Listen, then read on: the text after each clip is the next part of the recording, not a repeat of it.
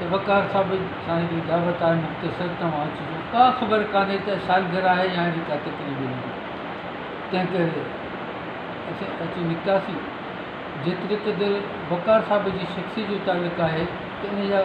काफ़ी रुख़ आहिनि ज़ाती हवाले सां पाण हथ जोड़ वारो मुहबती आजिज़ी आहे इंसारी आहे ऐं इहे ई काफ़ी आहिनि सिंध जी सुञाणप जा पर उन खां अलावा जेको हिन वक़्तु मशहूरु आहे त यकीन राग जे हवाले सां साईं अली हसन साहिबु सही ॻाल्हि कई त सिंध राग जे हवाले सां बि गुफ़्तगू थियणु खपे अब्दुल्ला साहिबु वाइदो कयो सपोर्ट साईं रोशन साहिब बि कयूं त अहिड़ो को प्रोग्राम थींदो त इंशाअल्लाह कयूं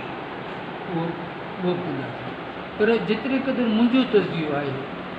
65 साल जी उमिरि थी वई आहे रिटायर थी विया आहियूं भिक्षा सेवण जा मेलनि जा ऑर्गेनाइज़र बि रहियासीं राग बि ॿुधासीं पर मां सम्झां थो त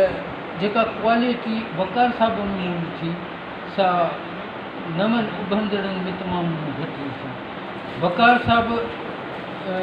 जदीद ऐं क़दीम जो जेको अंदाज़ आहे राग जो उनखे नओं रुख ॾेई जेको पेश कयो अथसि सो यकीननि क़ाबिल दीद आहे पब्लिक डिमांड बि ॾिठी वेंदी आहे मां जेके दावतूं आहिनि तक़रीबात आहिनि अॼुकल्ह राग घटि थो ॿुधे मीडिया जो दौरु आहे हर असां ऐं सिंध जी जेका 25वीं सालगिरह आहे अधे ॿुधायो त असांजी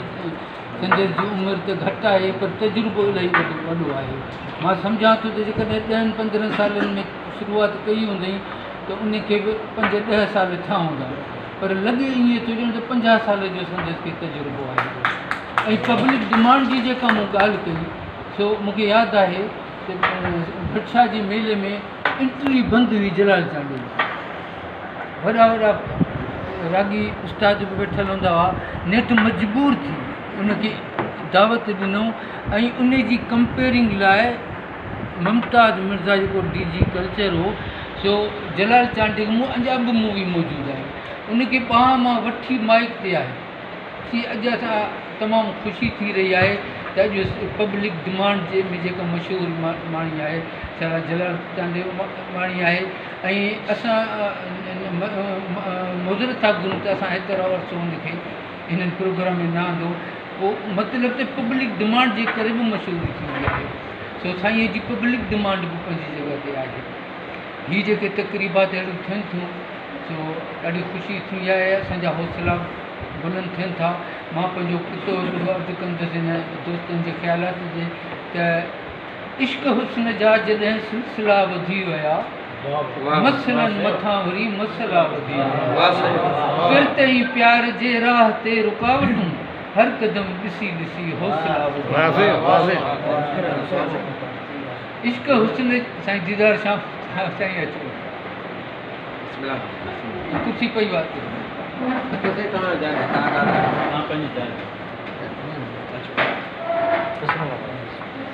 साईं चयो मुकर इश्क हुस्न जा जॾहिं सिलसिला वधी विया मसलनि मथां वरी मसला वधी विया फिर त ई प्यार जे राह ते रुकावटूं हर क़दम ॾिसी ॾिसी हौसला वधी विया ऐं जेको अॼु असांखे गॾु कयो आहे अब्दुल्ला कोतवानी साहिबु पाण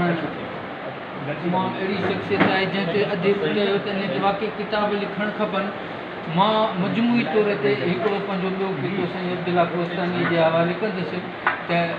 जेका जदोजहद रखनि था महिनत कनि था त जिते नफ़रत करण वारा अञा आहिनि उते मोहबत करण वारा अञा आहिनि जिते महिनत कंदे थकिजो पवन माण्हू उते महिनत करण वारा अञा आहिनि जीअं त अॼोकी शाम जेका आहे सा गोल्डन जुबली जनम ॾींहं जे हवाले सां वकार साहिब लाइ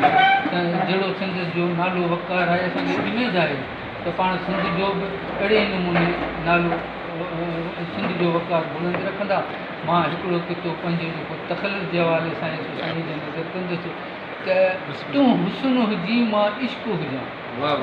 तूं हुस्न हुजी मां इश्क हुजां तूं सोन हुजी मां वर्क हुजां हर वक़्तु इहा ई सोच रहे तूं सम्झ हुजी मां वर्क हुजां जीअं त असांखे अॻुवाट ॿुधाए चुको आहियां त तूं हुस्न हुजी मां इश्क हुजां, तूं हुस्न हुजी मां इश्क हुजां, तूं सोन हुजी मां वर्क हुजां, हर वक्त इहा ई सोच रहे तूं समुंड हुजी मां वर्क हुजां। असांखे जीअं अॻुवाट ॿुधाए चुको आहे त असांखे ख़बर कान्हे त को अहिड़ी तकलीफ़ आहे सालगिरह आहे त असां को न को तोहफ़ो ज़रूरु आणियो आहे। हीअ हार अब्दुल्ला साहिब मां तोहफ़ो ॾींदुसि साईं